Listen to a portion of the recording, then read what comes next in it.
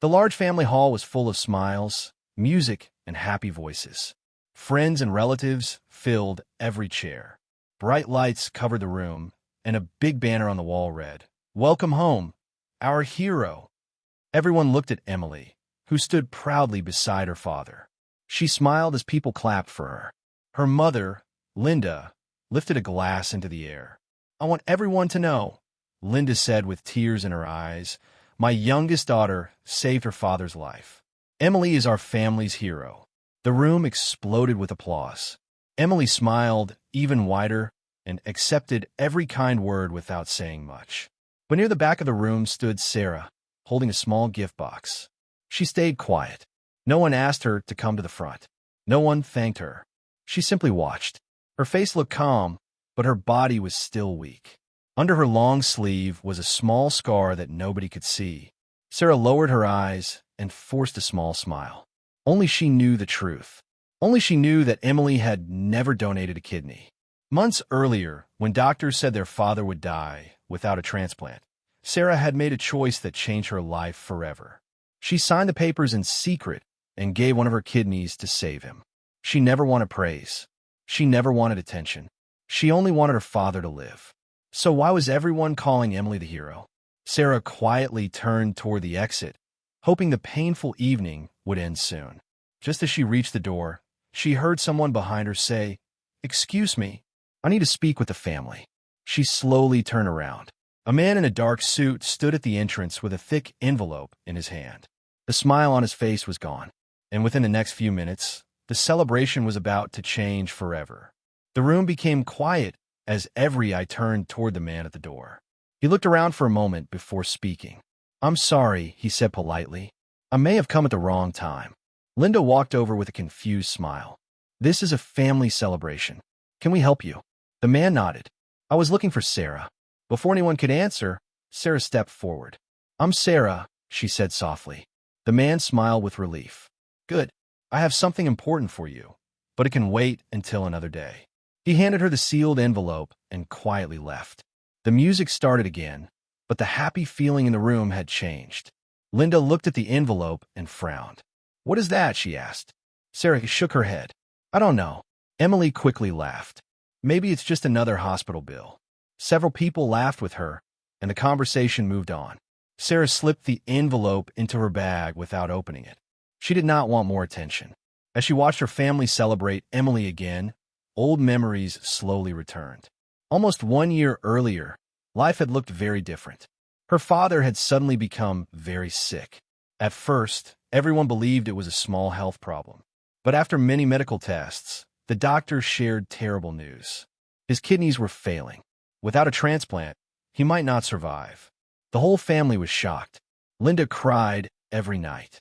Emily kept saying everything would be fine, but she never offered to be tested. Sarah stayed quiet. She listened carefully as the doctor explained that finding a matching donor could take months. Time was running out. That night, while everyone else was sleeping, Sarah sat alone in the hospital hallway. She looked at the family photo on her phone. Then she stood up and walked toward the transplant office. She was about to make a decision that would change her life forever. The transplant office was almost empty.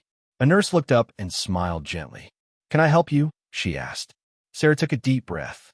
"I want to know if I could donate my kidney to my father," she said. The nurse explained that many medical tests would be needed before any decision could be made. Sarah nodded without fear. "Please start the tests," she replied. For the next several days, she quietly visited the hospital before work. Blood tests, scans, and long medical exams became part of her daily life. She told no one, not even her closest friends. A week later, the doctor called her into his office. "We have the results," he said. Sarah held her breath. "You're a perfect match."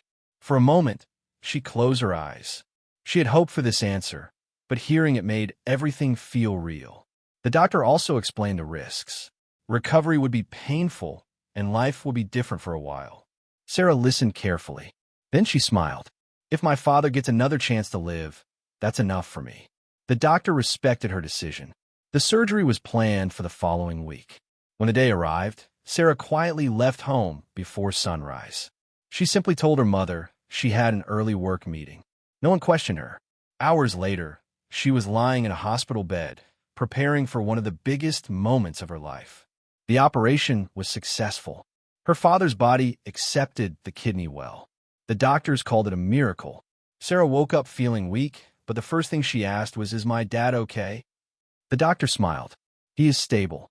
Your gift saved his life." Tears filled Sarah's eyes. She asked for only one thing. "Please don't tell my family I was the donor." The doctor looked surprised. "Are you sure?" Sarah nodded. "I don't need applause. I only want my father to live." She never imagined that her silence would allow someone else to become the family's hero. After leaving the hospital, Sarah needed several weeks to recover. Even walking across her small apartment made her tired. The scar on her side healed slowly, but she never complained. Every morning, she received one message from the hospital: "Your father is getting stronger." That was enough to make her smile. A month later, her father finally returned home. The whole family gathered to welcome him. Balloons filled the living room, dinner covered the table, and everyone thanked God for giving him another chance. Sarah arrived quietly with a homemade pie. She expected nothing more than a peaceful evening. But only a few minutes after she walked in, she noticed something strange. Emily was standing in the center of the room, telling relatives how stressful the past few months had been. "I stayed with Dad almost every day," Emily said with a proud smile. "I would have done anything to save him."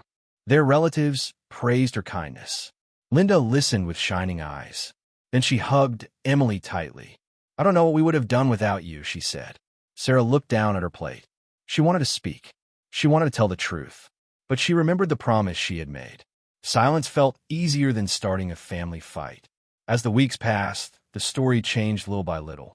People outside the family began saying that Emily had somehow saved her father's life. Emily never corrected them. She simply smiled and accepted every compliment. Soon, neighbors started calling her Dad's hero. Sarah heard those words again and again. Each time, they hurt a little more. One evening, while cleaning the kitchen after another family dinner, Sarah accidentally overheard Emily talking on the phone. Emily laughed softly before saying, "Honestly, everyone believes the story now." Sarah froze. A cold feeling ran through her body. For the first time, she realized this was no misunderstanding. Someone was choosing to keep the lie alive. A few weeks later, Linda planned a large family dinner to celebrate her husband's full recovery. Relatives traveled from different cities. Old family friends came with gifts. The dining room was filled with laughter and warm conversations. When everyone finished eating, Linda stood up and tapped her glass with a spoon. "I have something special to say," she announced with a smile. The room became quiet. She looked proudly at Emily. "My daughter has been our family's greatest blessing. She stood by her father through every hard day. To us, she will always be the hero who gave him a second chance." Everyone stood and applauded. Emily smiled proudly as tears filled her eyes. Sarah remained seated. She clapped politely, but her heart felt heavy. Just then, the front door opened. A familiar voice spoke from the hallway. "Good evening. I hope I'm not interrupting." It was Dr. Carter, the transplant surgeon. He had come to check on his former patient after receiving an invitation from Sarah's father. Linda welcomed him warmly. "We're honoring the daughter who saved my husband," she said proudly, pointing toward Emily. Dr. Carter looked confused. His smile slowly disappeared. He glanced at Emily. Then he looked at Sarah. After a long silence, he spoke carefully. "I'm sorry, but I think there's been a terrible misunderstanding." Every conversation in the room stopped. No one moved. Dr. Carter continued. "The person who donated a kidney during your husband's transplant wasn't Emily." He turned towards Sarah. It was her. The room fell completely silent. Emily's face turned pale. Linda stared at Sarah, unable to speak. Her father looked from one daughter to the other, trying to understand what he had just heard. Then he whispered only 4 words. "Is this true, Sarah?" Sarah slowly lifted her eyes.